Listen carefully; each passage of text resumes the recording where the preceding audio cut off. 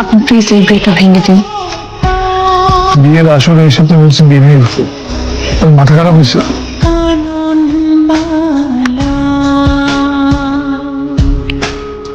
এই সব কিছু আসলে ছদ্মবেশ হয়ে থাকতাম এগুলো করে, ঘটকালি করে এগুলো করে।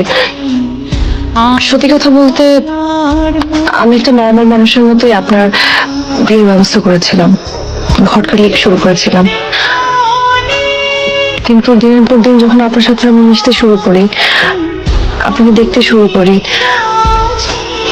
তখন আপনার সরলতা, আপনার ভদ্রতা, আপনার মায়ের প্রতি ভালোবাসা, আপনার বউয়ের প্রতি কেয়ারিং, রেসপেক্ট আমাকে সত্যি অনেক মুগ্ধ করেছে। আমি না সারা জীবন থেকে এরকম একটা ছেলেকে আমার জীবন সঙ্গী হিসেবে চেয়েছি।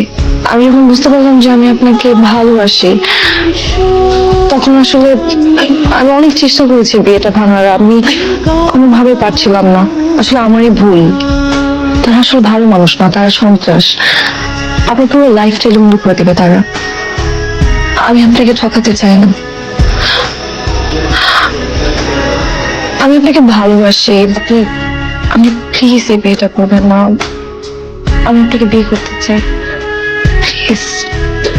আপনি যে সুন্দরী না সুরভি তুমি আগে থেকে জানি। মানে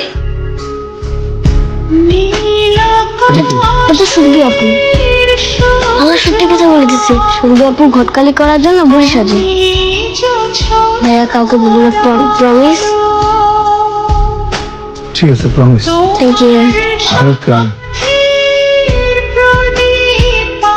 মানে আপনি সবকিছু আগে থেকেই জানতেন?